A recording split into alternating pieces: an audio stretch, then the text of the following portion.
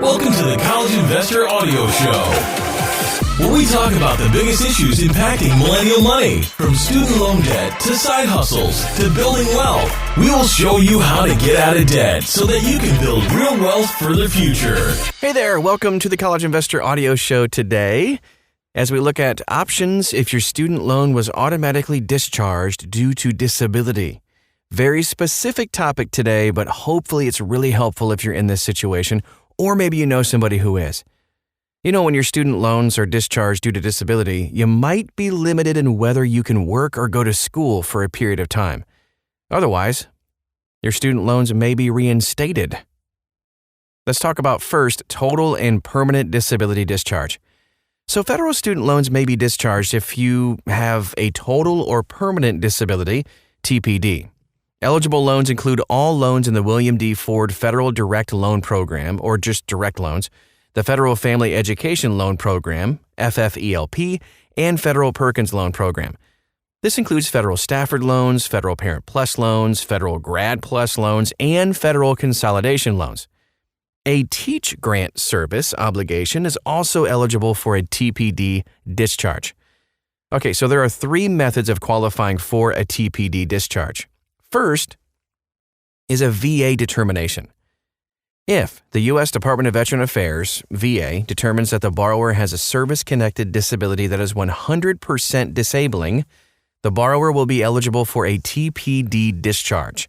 The VA can also determine that the borrower qualifies based on an individual unemployability rating that is the equivalent of a total disability. Now let's talk about SSA determination.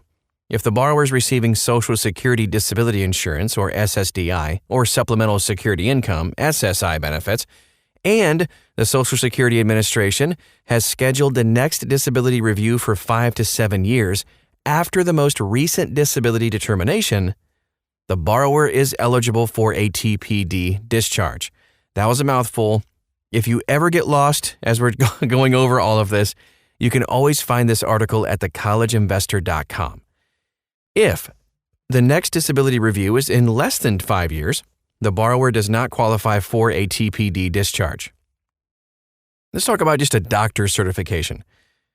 If the borrower, obtains a doctor's certification that the borrower is unable to engage in substantial gainful activity because of a medically determinable physical or mental disability that has lasted for at least 60 months, it's expected to last for at least 60 months, or is expected to result in the borrower's death, the borrower will be eligible for a TPD discharge. The doctor must have an MD or DO degree and be licensed to practice medicine in the U.S., including doctors who are licensed to practice medicine in Puerto Rico and the freely associated states like the Republic of Palau, Republic of the Marshall Islands, and the Federated States of Micronesia. Nurses and physician assistants cannot complete the doctor's certification, by the way. If the TPD discharge is approved, payments made on or after the disability date will be returned to the borrower. The disability date is the date of the VA's disability determination, or the U.S. Department of Education received documentation of the SSA notice of award, or the date of the doc's certification. About half of private student loans have a disability discharge that is similar to the TPD discharge for federal education loans, albeit without automated discharge based on a VA or SSA determination. Automatic disability discharge. Let's talk about that for a second. You know, the TPD discharge through a VA or SSA determination is automatic through a quarterly data match between the Department of Education and these federal agencies.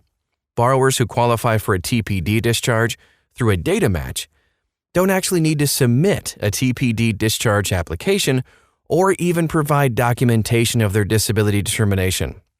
Borrowers can opt out of the automatic discharge. If you do opt out, you can apply for a TPD discharge later. Sometimes you can even delay the TPD discharge application to ensure that all of your federal education loans are discharged, or because you're concerned about state income tax liability. Now let's talk about disability discharge by application. So if the borrower does not receive a disability discharge through the automated process, You can actually, qualify by submitting the TPD discharge application along with documentation of a VA or SSA determination. For the SSA, by the way, documentation can include a copy of the SSA Notice of Award for SSDI, SSI benefits, or a benefits planning query, BPQY, Form 2459, indicating that the next disability review will be in 5 to 7 years from the date of the most recent SSI disability determination. Let's move on to talking about tax liability from the cancellation of student loan debt. I know this is on a lot of people's minds. So the amount of discharged debt may be treated as income by the IRS. Unfortunately, the borrower may receive an IRS Form 1099-C to report the amount of canceled debt. Disability discharges are tax-free, by the way, on federal income tax returns through December 31st, 2025. This provision is likely to be extended or even made permanent. President Biden has proposed making the tax-free status completely permanent. So disability discharges may also be subject to state income tax, though, in some states. You can see a link to see what states might be involved in that at thecollegeinvestor.com, right inside this article. We move on to post-discharge monitoring period. Okay, so if you're approved to receive TPD discharge because of an SSA determination or a doctor's certification, you will be subject to a 3-year post-discharge monitoring period starting on the date the discharge is approved. So if you qualify for a TPD discharge because of a VA determination, you're not subject to that 3-year post-discharge monitoring period. If you have annual earnings from employment during the post-discharge monitoring period that exceeds the poverty line for a family of 2 in the borrower's state, the discharged loans and teach grant service obligation will be reinstated. Only earned income from employment starting on the date of discharge will actually count, though. Earned income prior to the date of the disability discharge and unearned income, like interest, dividends, capital gains, all that, does not count. Disability retirement income does not count either. The repayment obligation will also be reinstated if you receive a new federal education loan or teach grant during the 3-year post-discharge monitoring period. If the borrower receives a disbursement of a previous federal education loan or teach grant during the 3-year post-discharge monitoring period and does not return it within 120 days of the disbursement date, the repayment obligation will be reinstated. You are required to notify the U.S. Department of Education in these circumstances that we mentioned, or if your address or phone number changes. You also must submit a form annually that documents your earnings from employment. If you fail to do this, by the way, submit the annual form or respond to a request for documentation, your repayment obligation will be reinstated. So crucial to keep an eye on all of this stuff. There is a pending proposal to eliminate that 3-year post-discharge monitoring period because in almost all cases, a borrower's loans were reinstated because of a failure to provide documentation and actually not because of the nature of the borrower's disability or amount of earnings had changed. So crucial to get all your documents in. I hope they pass this because, man, this is crucial. Let's talk about going back to school. So as we just talked about earlier, borrowers who obtain a new federal education loan or teach grant during the 3-year post-discharge monitoring period will have their repayment obligation reinstated.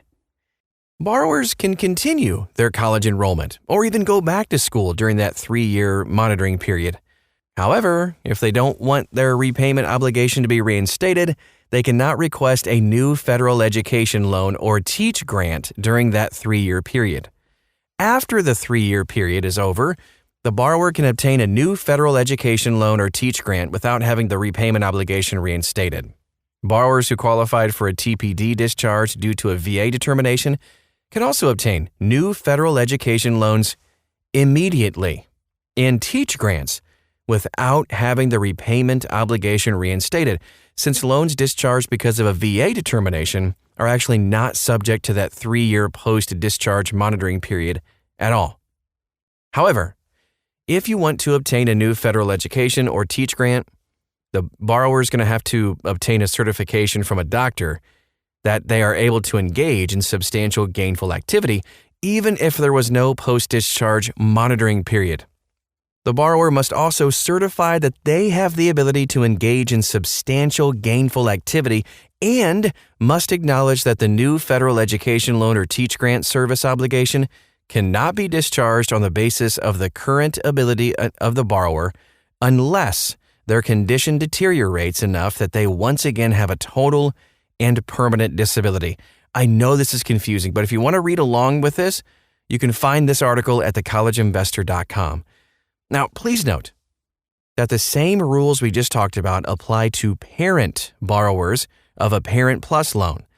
If the parent borrower previously had federal education loans qualify for a TPD discharge, only the borrower of a Parent Plus loan can have the loan discharged because of the borrower's disability. If the student on whose behalf the Parent Plus loan was borrowed becomes disabled, the Parent Plus loan is not discharged. Typically, a disabled student will wait until they graduate or even drop out of college to apply for a TPD discharge anyway. Now, the last thing we'll talk about today is the impact of disability discharge on eligibility for student financial aid. Such an important thing to talk about. The TPD discharge does not affect the student's eligibility for other federal student aid, such as the Federal Pell Grant or Federal Supplemental Education Opportunity Grant, FSEOG. Vocational rehabilitation assistance does not affect eligibility for federal student aid. If the vocational rehabilitation assistance does not fully cover the student's disability-related expenses, the College Financial Aid Administrator can include the unmet disability-related expenses in the student's cost of attendance, which can actually yield an increase in the student's demonstrated financial need. ABLE accounts are not reported as an asset on the free application for federal student aid, or FAFSA. And that is our show for today. I know, we jammed a ton of information in 12 minutes. If you got lost during this, I totally understand. You can find out this article. Just copy and paste the title of the podcast right in the search bar at thecollegeinvestor.com. Walks you through everything you need to know about your options if your student loan was automatically discharged because of your disability. Or if you know somebody where this could help out a lot, please feel free to share this with anybody you think it will help. Thanks again for stopping by today, and we'll talk to you again real soon.